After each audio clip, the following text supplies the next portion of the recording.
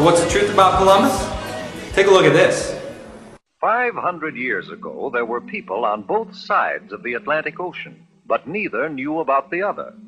On the western side, our side, the people had reddish-brown skins and lived in huts or wigwams.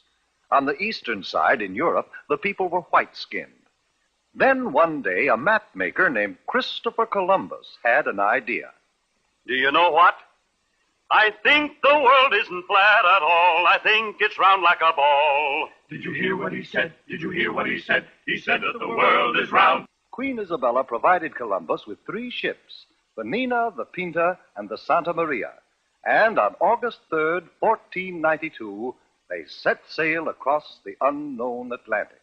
2 days later, the ships reached land, and Columbus and his crew saw the people with reddish-brown skins who lived there. The people Columbus called Indians were very friendly, and they gave Columbus and his men many gifts, but not the rich jewels and gold for which they had come.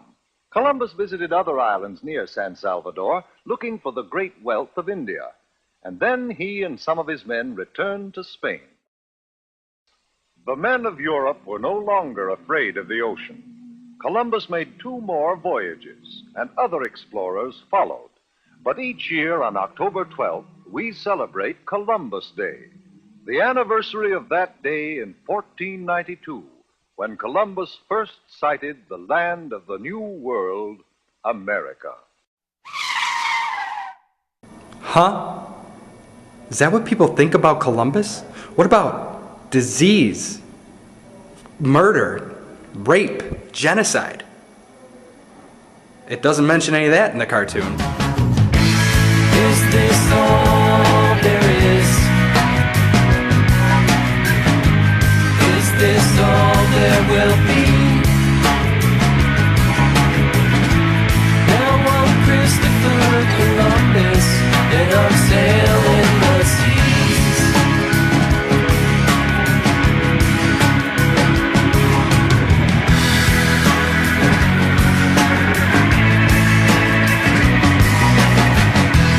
When we get to the New World,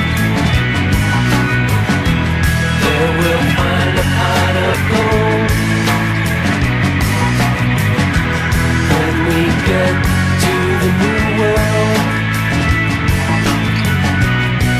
we'll never grow.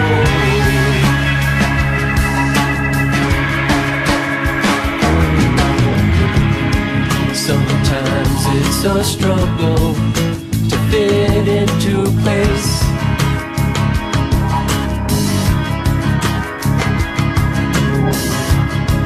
To find my path and my way in this human race. It's horrifying. Absolutely horrifying. I don't really even know what else to say beyond that. I mean, that's just shocking because you know it. You know that happened, but you just, when it's kind of told in such brutal detail, it's just a lot to take. The typical response is, oh, he's founded the country, and then it goes to say that the country is probably not founded on such wonderful values or Christian values either, as people think, you know. I didn't learn the specific details, but that's like what my parents taught me about Columbus, said he wasn't a very good guy. Unnecessary. I didn't know what one. I didn't know what that meant. Uncalled for. I don't know. It's disgusting, I guess. That's inhumane, but what can we do? We have to let the history behind. We still have to, go read the history, know the history, but everything that has gone in the past, we should let it behind us and move forward.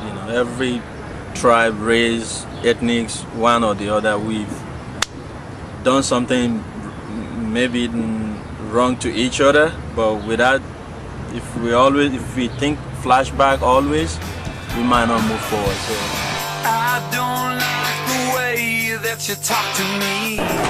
I don't think it's going to always be a problem. I don't think it'll ever go away. There's always going to be people that handle it differently and better than others, but it's always going to be a problem.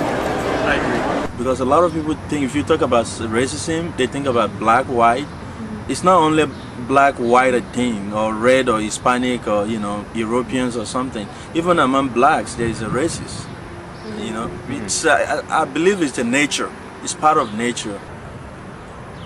I don't think it has to be racism. It's just fear of the other, or dislike of the other.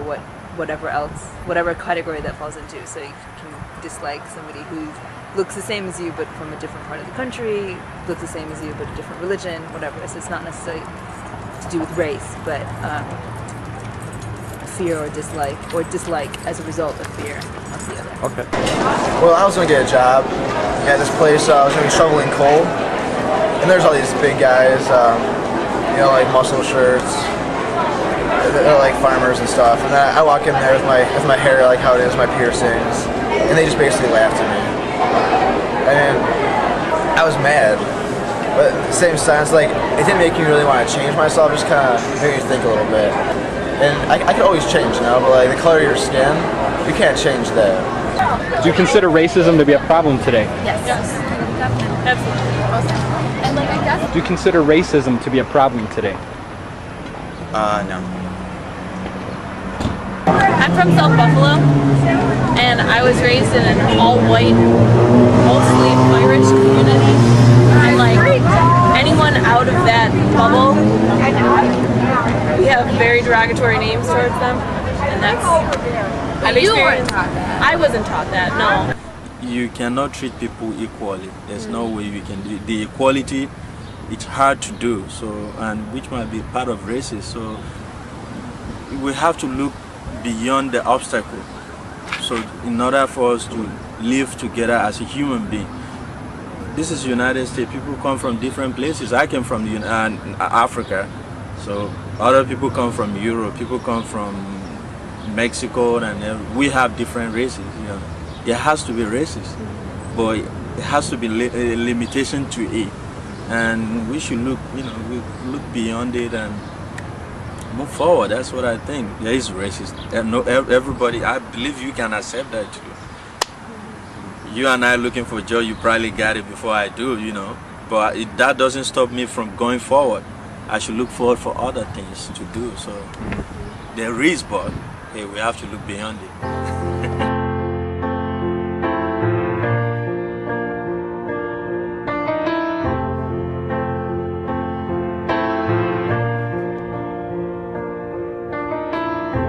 Imagine there's no heaven.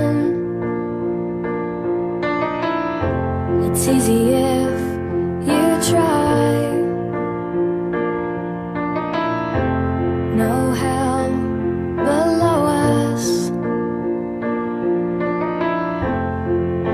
Above us on the sky. And